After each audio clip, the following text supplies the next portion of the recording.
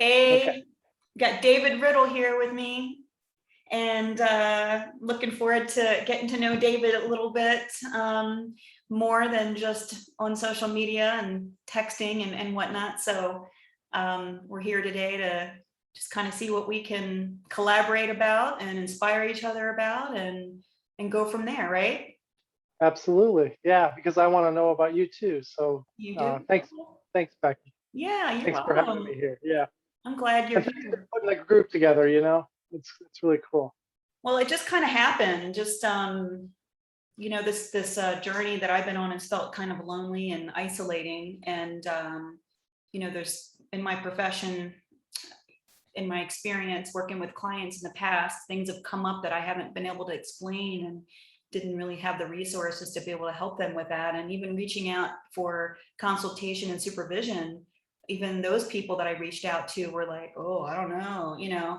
Uh, so I feel like, I need to be more equipped moving forward as we begin to help people, with some of the unexplainable things that are happening to them in this world that, maybe we weren't prepared for through our individual training or research that we've done. So I think it's important for us to be competent, and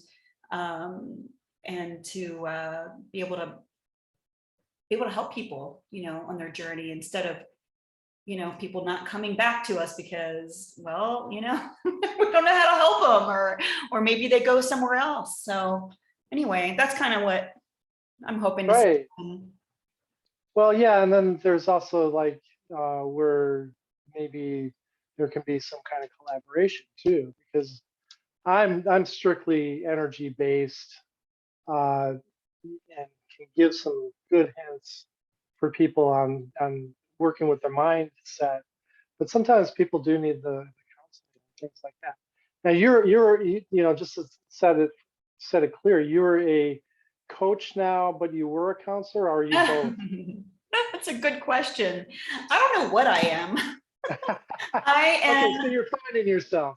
So yeah, I'm a licensed clinical social worker. So I had a private practice in Iowa. I closed it down in December because we were moving. And so it's, I'm not going to be in that state anymore. Although I'm still licensed in Iowa to practice there.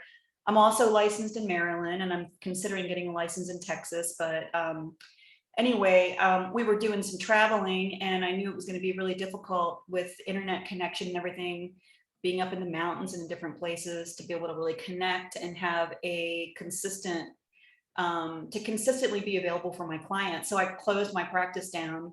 I'm working with a couple people right now who know me, that I've worked with in the past, and more of a coaching capacity. And that just means that I'm not diagnosing anymore. I'm not keeping the same kind of records that I used to as a therapist. And so yeah, I'm kind of redefining myself, and I'm just not quite sure what that's going to be yet. But I do bring energy work into the work that I do as well. I think that's really important, that we not leave out energy and spirituality in our treatment planning, or however you want to call that. I think that Yeah. that's How is it that you do how do you bring energy work into a session?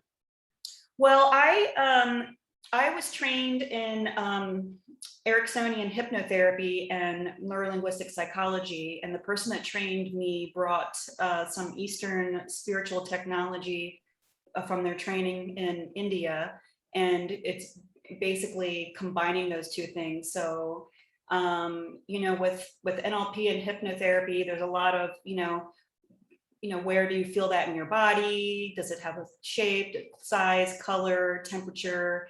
So what would happen if we just moved that outside of your body right over here? And so I would just like move it out and like hold the energy, and I would help them manipulate and manipulate the all the different aspects of whatever that is that we moved out, whatever the problem is, whether that be a limiting belief or a sensation or a pain in their body.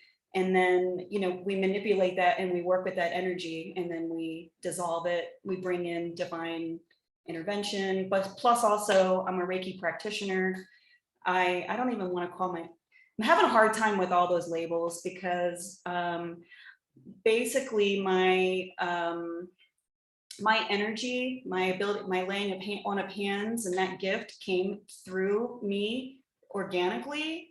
And then I went and got Reiki training so I could understand how to use it. But I don't think I'm completely finished with that aspect of myself and that gift. It's just a matter of taking time. I'm looking into quantum touch and some other things as well. But so I have also used Reiki with some of my clients, but I was very cautious and uncomfortable doing that because I felt like I was doing something wrong based on my license. You know, I didn't want anybody like reporting me and me getting in trouble and you know, what are people going to think about me, and you know, all those limiting beliefs. And it's my own stuff partly because I grew up Partly. Christian. What's that? Well, partly, but I know that they get kind of weird about the rules about touch and therapy, you know, uh, in your field. Whereas, like, I think as a coach, you know, it becomes like that's all part of that. But if you're a licensed therapist, you know, there's like these rules. They love to put everything into a little box.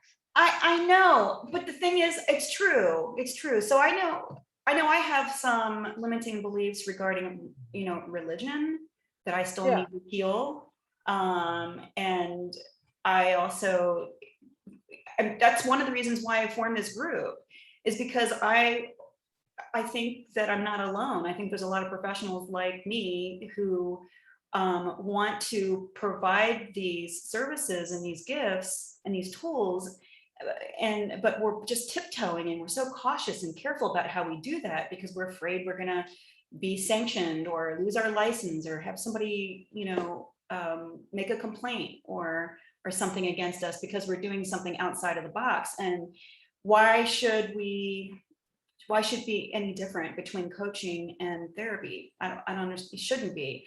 But you know, I also worked for many years in the child protective services, and you know, you just don't touch people, you know, because you know, behind closed doors. And I worked with children in the beginning of my clinical practice. I started with children, so you know, you want them to feel safe. You don't want to touch anyone. So these No, kind of no, things were drilled that's the into our whole thing. heads, Yeah.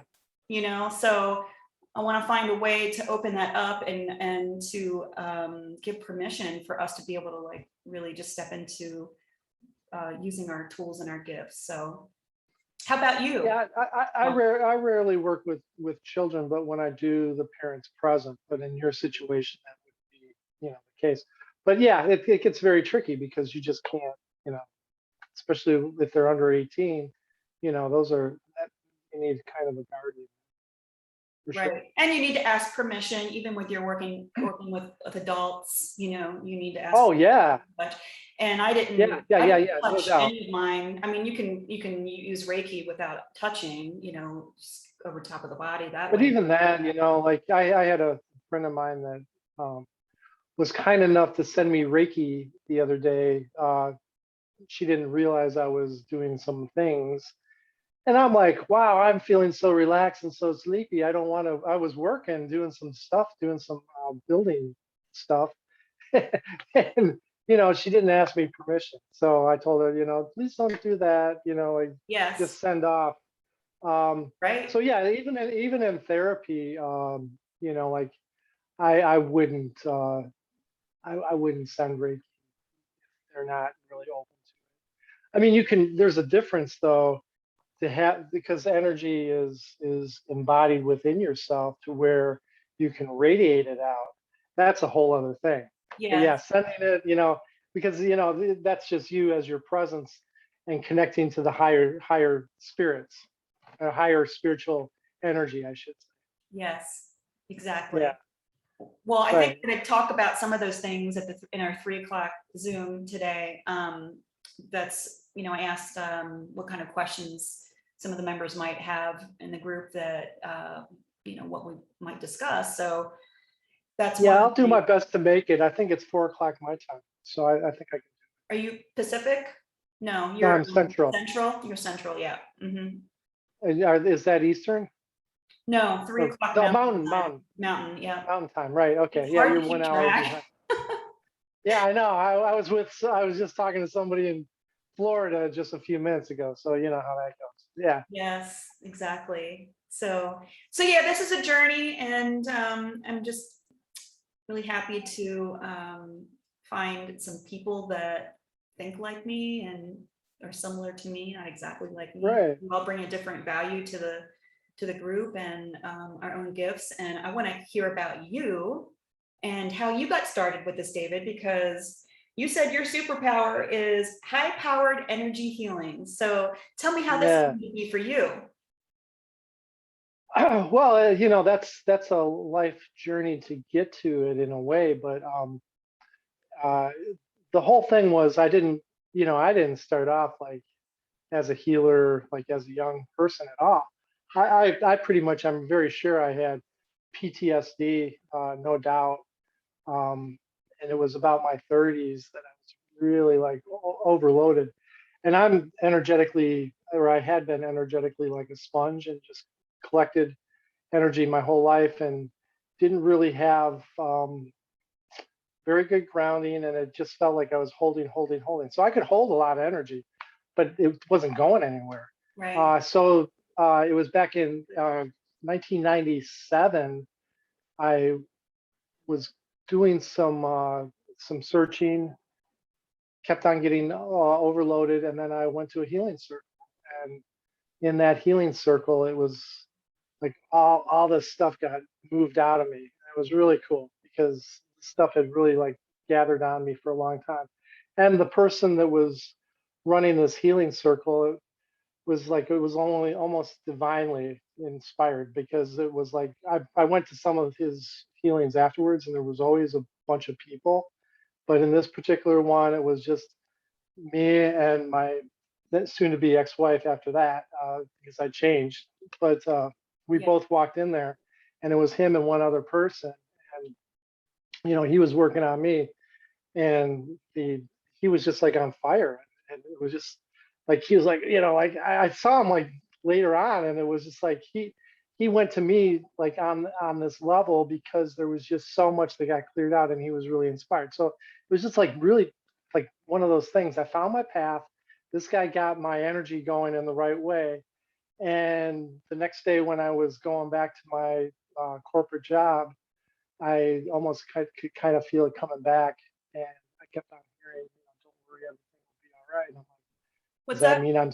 Can you say I that kept on again? hearing, yeah, I kept on my way to work.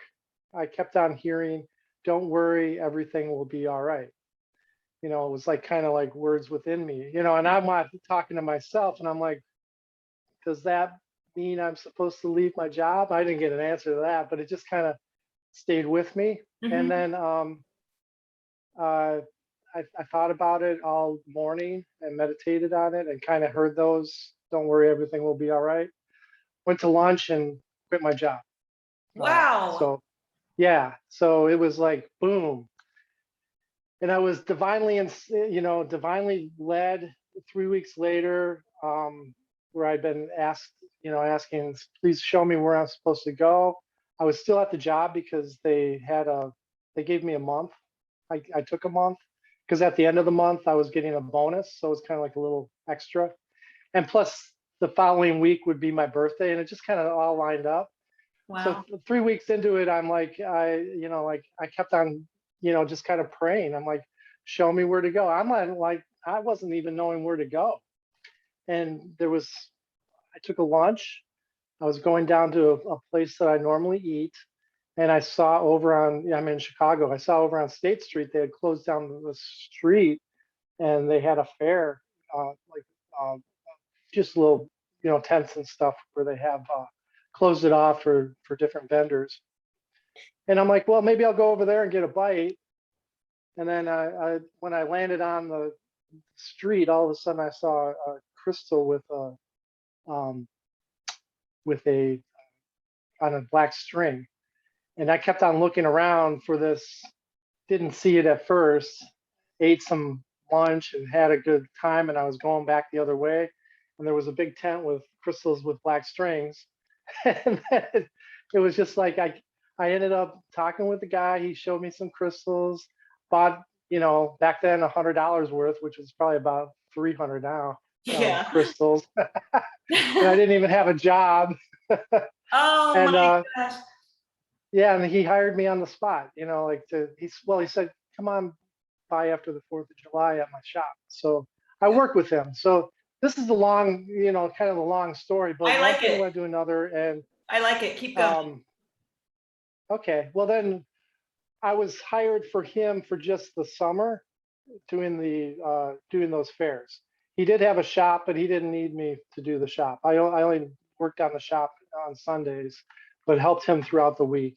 Um, when my time, so I was there learning metaphysical crystals and getting to understand a lot about energy. Never had a healing while I was there or anything, but it was just kind of like I was inspired by the crystals. So it Well, gave me, I'm sure the then crystals later were, on we go and get these things, oh right? yeah. I'm sure the crystals were healing you. Oh yeah, there you go. Oh, yeah, I love this. Yeah. Anyway, yeah. What is that? It's a black stone. That's spectrolite. No, it's a Going by labradorite, another name. right? Labradorite. What's that? Isn't it Labrador, labradorite? Yeah. And then labradorite. smoky Yeah, we quartz. also call it spectrolite. Oh, okay. Yeah. This Yeah. one I used to carry around with me a lot. I don't know. Still want to. Oh, that's a beautiful. Thank you. Yeah. So I bet you they were healing you. I mean, even though you weren't you said you weren't receiving any healing from anybody particularly, but I'm sure those crystals were healing you all day They long. really were, and that was a Yeah. lot of energy. Powerful. What happened was at the end of the summer, I didn't have a job anymore, and I was kind of like, there was this place called Healing Earth Resources, which was a metaphysical bookstore. Never went there or anything throughout, but it was just like I was almost like, go talk to them. So I did, and I made an appointment to stop in there, and I got interviewed, and I hadn't seen anything, and I saw they had workshops, and I was like, you know, the guy was like, usually when people are here, they're going to help out with buying or doing other types of things. It's not like just running the register. Is there something that you'd like to do? And I'm like, yeah, I'd love to run the workshops. And he kind of looked at me like, and one thing led to another. I got hired, but they put me on a little bit of a probation before anything else. Well, they didn't like the person. The person that was there running the workshops wasn't doing a good job and wasn't very nice to the people coming in. So it was like there was all this like stuff going on. I ended up getting that job within a month. So here it is, September, and I was running workshops after leaving my job at the beginning, at the end of June. Wow. Which being in the workshops allowed me to get in touch with a lot of the healers and teachers that came through the store, and then also like because they had some healing rooms in the back. I got to meet the healers too, and they offered me sessions because I was in charge of the workshops and in charge of directing stuff. So they wanted me to know what they were doing. So it was just like the abundance of like being in there and just being around that energy and Yes. just getting in touch with that was just amazing. Transformational. So it was, and it wasn't until about a year later that I had started taking my Reiki, and it was August of the following year in 1998 when I started doing my Reiki sessions. We're getting to the whole Akashic thing now. I was starting to do my sessions, and I was a level 2 practitioner, and the energy was coming through pretty strong. I mean, it was pretty cool. I was really enjoying it. I was enjoying it for myself, and I had done 6 months or by then 8 months of training to get to be to working with people.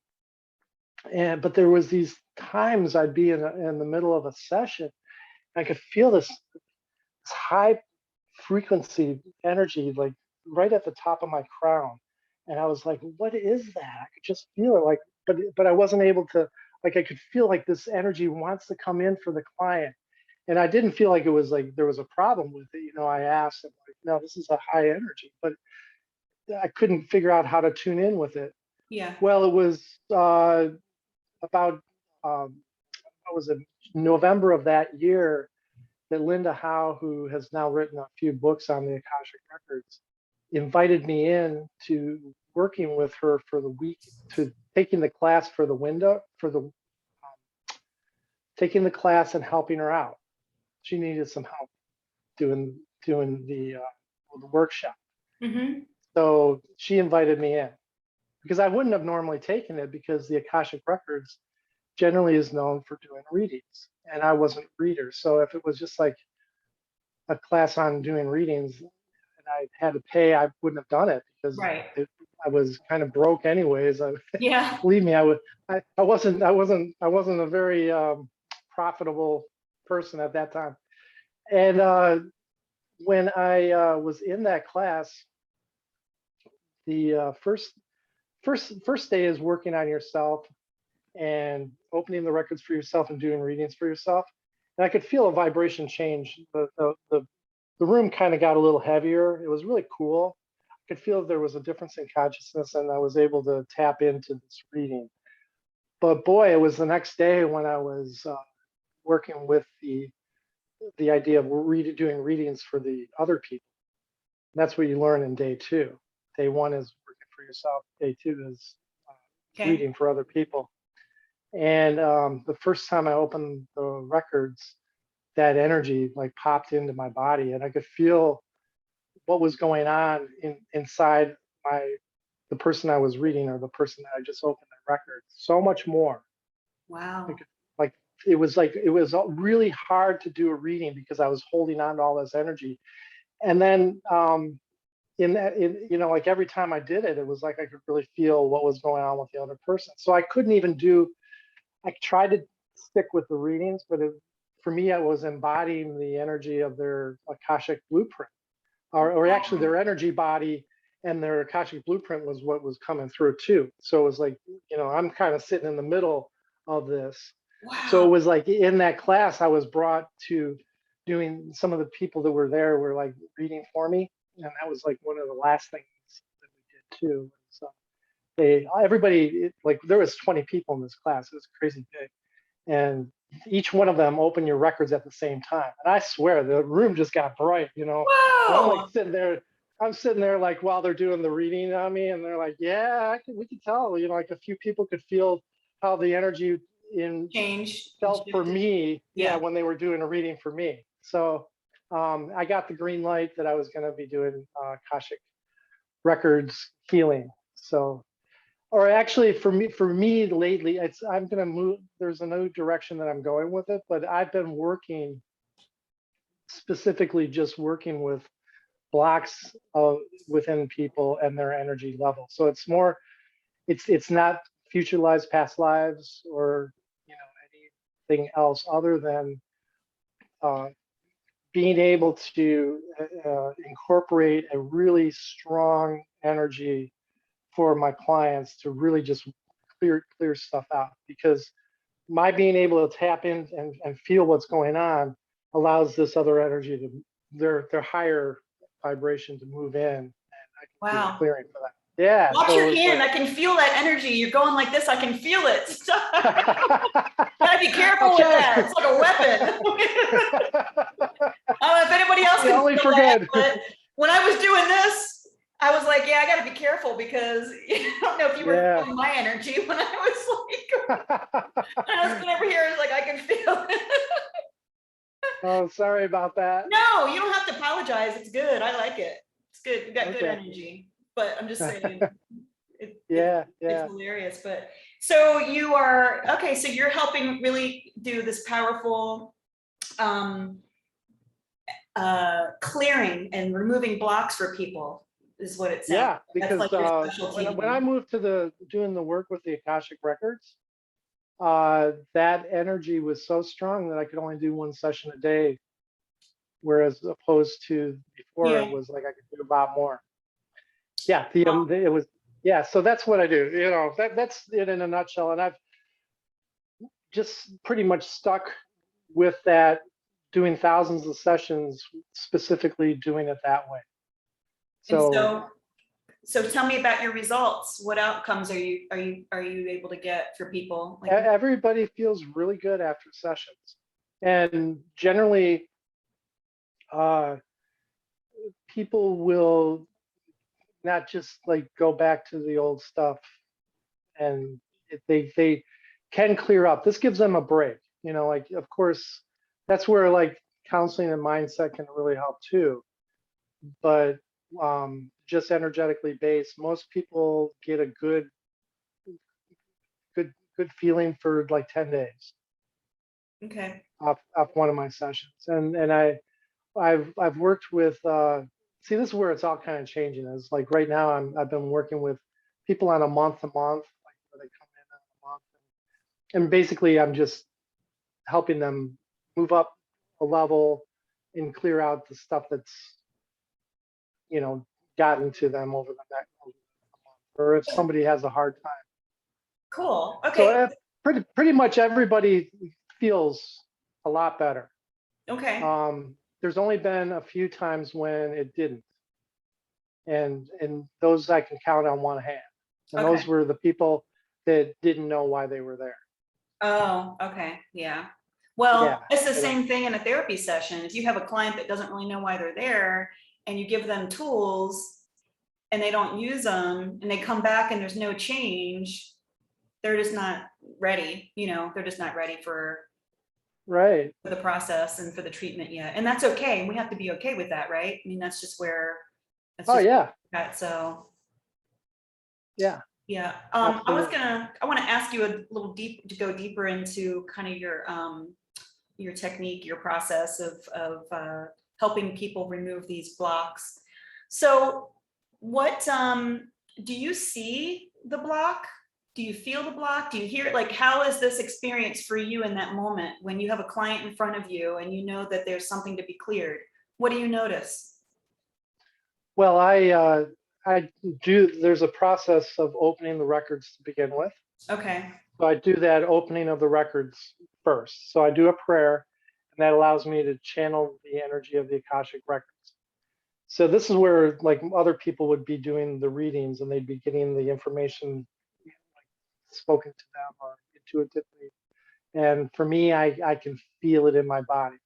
So there's a lot of times when the energy's like, trying to be careful with my hand.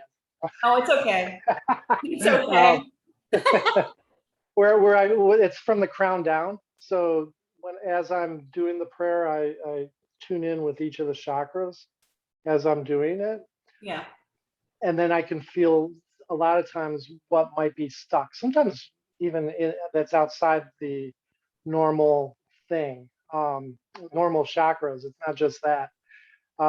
There was specifically, you know, I'm just thinking of this one, and this happens a lot, but, where somebody gave me an intake. I always do an intake and just find out where they, you know, where they're feeling stuff and what's going on. But my client didn't tell me about this thing over near the spleen, over on the left side. There was something going on for her. I didn't know, but when I opened the records, that was the main thing I really felt. I'm like, what's going on over there? She's like, Mhm. oh, I forgot to tell you that this has kind of been acting up. You know, this happens a lot where people have these pains that they don't even think about when they're talking to me, and then I'm able to sense it in them when Mhm. I open the records. But that's not always 100%. Sometimes I don't feel anything at all. But then that's when I go into the actual session where they're laying down in front on the table, and then I get in a very good sense intuitively where to start generally. So I don't always start in the same direction. But if I have nowhere to go, I don't know what I'm going to do. Like say I get no feeling at all, I will then just work with the solar plexus and maybe go behind the neck just to kind of feel where the energy flow is, and then intuitively that will tell me where to go next. So I can feel it in my hands. That's amazing. So when I open the records in the beginning, that's when I feel it in my body. But then when I actually start working with my clients, unless there's something really major that I feel too, I'm usually feeling it in my hands. But Okay. there have been times when if somebody has like something going on with their, broken heart or something, I might feel that throughout the whole session. And then, work with and then this is the other thing too, the whole idea of my sessions, the way that I structure them is to get that flow of energy from the ground down to the ground into the earth and make sure they're connected all the way down. So all the chakras are flowing. That way, if they're completely flowing, uh, then there's more ability for them to continue to let go of whatever's caught up there. So once I do whatever process, it's a full hour session.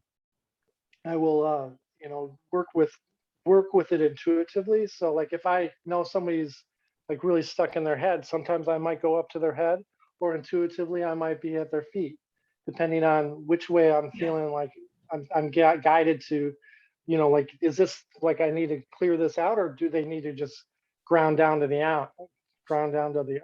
earth?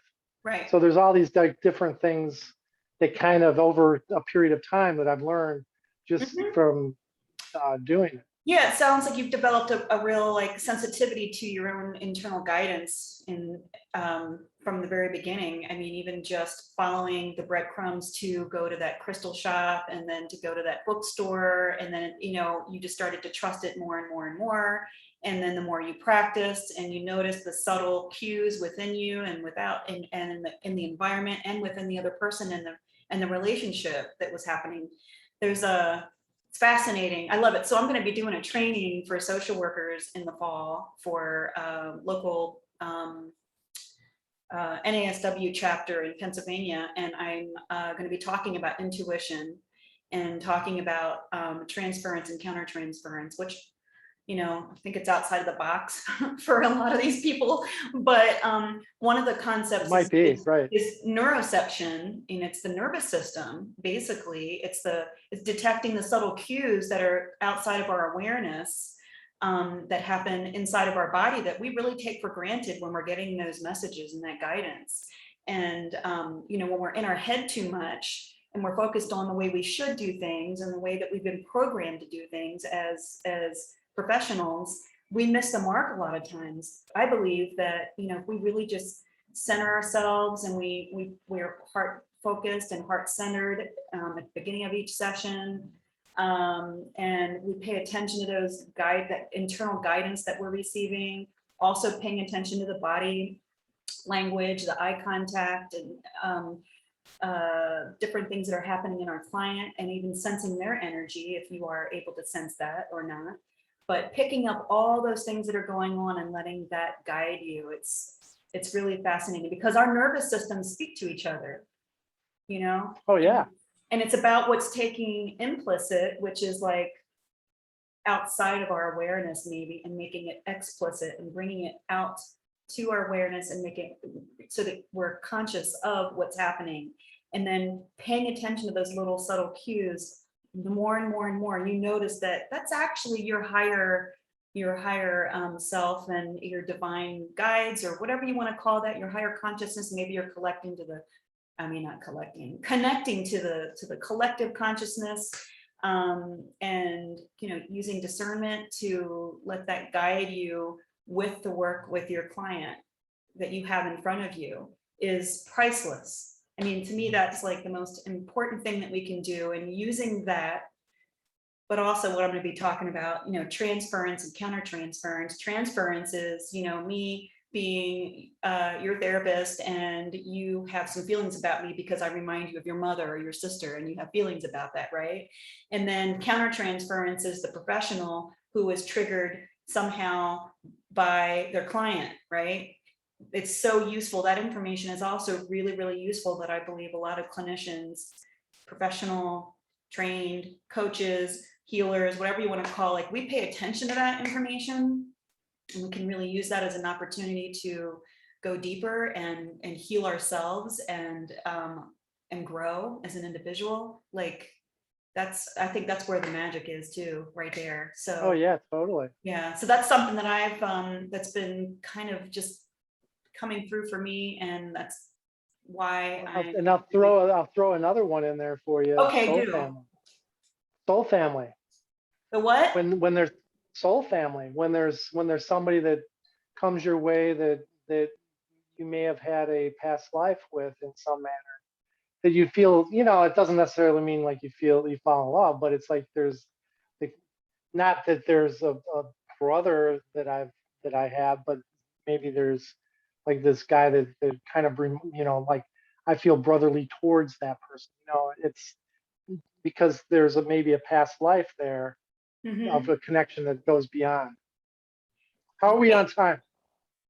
Well, we're 40 minutes into our session, so I don't know Okay. how much time you have, but we can 'Cause I didn't close want to. here. We can talk some other time if you like. I mean, I'm fine right now. Okay. I wanted to make sure you were. Yeah, let's I keep want to make. going for a few. Let's keep going for a few more minutes. I can always end the video, and we can continue talking a little bit. But I mean, this is fascinating, and I think people are gonna really enjoy hearing about this process this transformation that you've been through, and how you've really embraced those gifts and developed them. Because we all need to embrace our gifts and develop them, because that's why I believe they were given to us. So Well, yeah, and the thing is that too, to take something that was um, such a hindrance in my life, where I was picking up on people, because that's one thing we didn't really talk about, was I really was collecting. I didn't know what to do with this energy, but it allowed my bubble to grow enough to be able to handle what I'm doing now. And by well, there. and might be doing, well, like with any therapist or any um, person that's doing energy work or even therapy, the more they heal, they clear themselves out, the better they are able to bring that light or that um, consciousness to the person they're working Exactly. Absolutely. And I agree. And there's so many unexplainable things too. Like I'm just constantly learning new things, and there's still so many things that I can't explain. And it's like, where do you find the answers to that? Is it all within with. me? Do I have all the Well, answers here? well, sometimes, I mean, what are we talking about? I mean, there are a lot of, did you want to go over anything or, because maybe there might be something I can bring to the table on these things, because they're, I work with the unexplained. If you really think about it, most therapists, I don't know how it is now, but they might not really accept the idea that I'm able to tap into somebody's blueprint on some other level of their existence and bring that in for them. Yeah. And also the other thing is too, that as sensitive as I am with my clients and doing the work, seriously, I don't know that they're having a pain somewhere until I open those records. It's not something that I just like, well, let me, I'm going to conjure this up. And now at this point, no, this is like completely 100% real. It's like so real because it's my existence. And I know where I was before I opened those records. Because that's one of the things too, is like, before I even start doing work with somebody, I'm centered. I center myself, even if it's just for a minute, just to kind of see where I feel. Right. And if I even feel a little pinprick somewhere, I know that has to do with my client. And I'll even say, well, okay, I'm feeling a little thing over there in the arm. What's going on? Oh yeah, I felt that the other day. It's just, Wow. that kind of stuff happens. Right. That's so cool. I love Yeah. it. Yeah. Well, no, there's a lot of things. Like there's some clients that I worked with that, gosh, there's so many I'm just trying to think of an example, some weird thing. Yeah, think of one that you feel comfortable talking. Just some weird things. I had a client who was a minor, and her parents were not involved. She was a teen in high school, and her parents were not involved in her therapy at all. And she was extremely disturbed with, she couldn't sleep at night. She was really intelligent, but then all of a sudden she couldn't remember anything. Like, she used to be really strong in one subject and not another one. And then all of a sudden it switched, and now she can't do that one subject at all. And she was a straight A student. Now she's failing, and she was suicidal, but she didn't want to die. But then, so I really felt like there was some kind of entity that had interfered with her, and I couldn't find answers. And I felt so helpless, because all the tools that I tried to use with her that I had, had at the time, were not bringing any relief to her. And it's really hard to like talk to a, a minor child about, phenomenon that's like outside of most of our belief systems, and to be curious about that. And, she, I could go on and on and on, but ultimately, she did not have, in my opinion, the inner strength to be able to like do some of the work that we were trying to do. And she just didn't come back for her sessions after that. And I referred her to other therapists, and I knew that, I really felt like that was a fail for me. But I also know that I did the best I could, and with the information that I had at the time. And I tried to get consultation about it. I even tried talking to some of my colleague friends about it, and nobody had answers. I tried to go to one of the best clinical consultants in EMDR and asked her. I was in group consultation with her. She didn't have any answers. And I couldn't just say, hey, I think this person might have like an attachment, an entity, or something that's more spiritual. I even called my personal doctor, and I asked my personal doctor to see her. And she's like, well, what do you think is going on? I was like, I think this is a spiritual attack. I think there's something spiritual happening with her. And she said, oh, you need to send her to a psychiatrist. You just need to get her to a psychiatrist and have her evaluated. And I knew that wasn't the answer either. So I know that these things are probably happening even more. I really think that, our world, we're in a very different place in our world than we were just a couple years ago. There's so much that's changed and happened. And I think that people are awakening to the realization that things are not what they seem, and that that the answers may lie outside of our current belief systems that we have. And I want to inspire people, or I don't want to inspire them, but I want professionals to start thinking outside of the box more. I want them to start thinking that there could be solutions to some of these issues that are outside their belief systems, and to not be afraid to look at that and to reach out. And I want to be able to offer a place for all professionals to be able to come to be able to talk about that, to get consultation, to make that the norm, because people need help. People need help. So, well, the thing is that you are striking in the area that it's moving. There's no doubt about it. And to get this momentum going on this group that you're starting now, that's how this world is going to be built. It's not going to be just built for us. You're doing that work, Nobody's coming to save us. Not easy. No. And the pharmaceutical companies are not going to come and give us the answers to the solution, because they don't want a solution. In my opinion, they want more money in their pockets. Unfortunately, that's what I believe is the truth. But probably. But yeah, they've been talking about like they're getting like $10 billion or something like that as an industry now. But the thing is that the long-term effects of could be up to like 500 billion. Yes. Because they're going to be treating symptoms of things that need pharmaceuticals. Yes. Rather than a detox and all the other kinds of things that Right. we're going to be learning about. Right. Where the real solutions are. Exactly. So yeah. I mean, but see, the thing is, like, you're seeing it, there's other people that are therapists like yourself that are coming along with that. People, Right.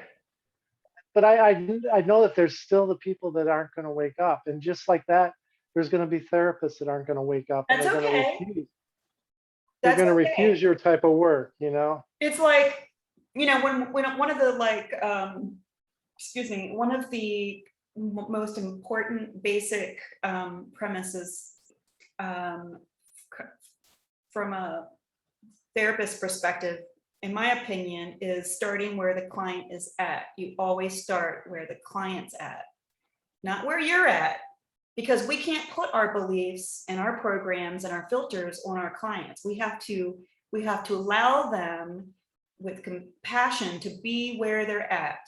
And so that might be that it's our job to just plant a seed, to just hold space for them, right? To give them permission Yeah, to be where they are, to not judge them for that, because it's easy it's easy for me to look at things and be like, well, why can't you just wake up? Just pay attention to what's happening, or this is what's going on. There's this spiritual thing that's happening to you. Like, and they're like, what are you talking about? You have to start where they're at. So I had this around the same time, let's see, about 2006 to 2015. I mean, it's been a process for me of really coming to terms with reality. And part of that was my me having worked with trauma victims and people who had come to me with a diagnosis of dissociative identity disorder, and realizing that there were commonalities in their stories that they were giving me about things that I had never heard about or believed before, like mind control and experiments being performed, and different things that were happening to children that were in the foster care system where they're supposed to be safe. And just, now we see this human trafficking really coming to the spotlight. And when you really do your research and you look at this information, you realize there's some really, really evil shit that's going down in this world. And our children have been targeted, and we need to, step up and do something about that. Well, even when I was trying to support my clients who had experienced some of these things, some of these traumas, when no one else had ever believed them before, none of their other therapists, none of their psychiatrists, they were given more medication, antipsychotics, they were given, they were hospitalized against their will, and all these things. And I was, and I believed them. And then I started to do research, and I found out that this is true, that these things have happened and are still happening to our vulnerable population mostly. And yeah. so that was one thing that, and I had nobody to talk to about that either. It was scary, but I couldn't talk to anyone about that. No supervisor or, consultant. And then also, Yeah, they're going to tell you that you're crazy. oh my gosh. Well, right. It's kind of scary to talk about because, I don't know. So you got to be careful about that, I guess. But I'm like, Well, I mean, I'm more careful about, like, because who knows who's watching our Zooms, but it's like, yeah, but it's so big what you're talking about. yeah, It's so huge. right. So that It was goes way yeah. beyond what people would even think. No, it would be. So so then my father passed away, and that was traumatic, and that opened me up more. And then I started meeting these spiritual people that were healers in the community, and Reiki, people who are Reiki practitioners, psychics, and that's not anything that I'd ever really allowed myself to connect to before. I was uncomfortable with that before. And I saw all this light after I had seen all this darkness, and realized I saw this darkness in the world and things that had happened. And I saw all this light. And so I saw this contrast, and I was like, well, how could this be bad? How could it be bad that you have people with, with psychic gifts, and they're healers, and they're so full of light? I could see it. And, you know, how could that be a bad thing? So I really gravitated towards that and became more curious and opened myself up to just want to learn more about that. And then everything just started changing. That's when I started, you know, Reiki, my hands started, all this stuff started happening Yeah. to me. And then I followed the breadcrumbs too, and being connected Sounds to like it. people. And I found, you know, Beth Ann Carr, she's an amazing shaman and coach from the UK that I work with. And, you know, some other people come into my life. And then with this, this group, I mean, there's no accident in my opinion. It's all divinely led that we're all being connected. And so what I really like to see happen is that if people who are interested in fine tuning and even expanding and deepening their gifts that they're currently using, and what is a way that we can even create something bigger, and how can we duplicate that? You know, so that other people can use that, and we can teach it to other people so that more people can have their needs met in the world, and in a way without the need possibly for psychotropics and for labels and pathology, and, you know, just staying away from those things. And so, and then also, I really think it's important that we start with ourselves and healing ourselves as healers, because we can only go as deep with our clients that we have gone within ourselves. And so if you have all these blocks and these triggers, how are you going to really hold space for your client? And their internal guidance system is picking up on the cues that you're afraid of what they're talking about, or that you're contracting, or that you have a judgment about it. Right? So I think we really have to come from clearing our own space so that we can be the best practitioners or facilitators of healing possible. So with that being said, I am going to get off of my whatever you want to call it, my chair. No, that was a beautiful story on how that all worked out for you. So thank you for sharing. Yeah, yours too. And I appreciate you sharing that. And I look forward to us talking more. I'd love to have a session with you sometime if you're open to that. I would love to see what that's like, and we can schedule that. Yeah, I would definitely. Yeah, I mean, you know, like maybe we could help each other. Yeah, maybe so. Yeah, That'd be great. Well, I'm going to end the recording, and we can finish up together in just a moment, but we're going to end the recording and say goodbye. And I'm going to list some information. I'm going to try to figure out how to download this and put it in our group. And are you comfortable with that? Sure. Are you comfortable with me putting this on YouTube? Because I'm going to start a YouTube channel as well. And then I also want to know how people can find you and book a session with you. Okay? Absolutely. All right. Yeah. And I know that you had some questions about needing a social media expert. So, you know, I think that I have some resources I can share with you if you're interested, and if anybody else. I am working with somebody, I believe. Okay, great. Yeah. I mean, I actually talked to somebody earlier this week. Yay. So there might be like, and I feel like she's the right one. So we'll see. Good. But if it doesn't work out, I'll get in touch with you. Okay, perfect. All righty. Well, it was good chatting with you. We're going to end this call now. So we'll be talking soon.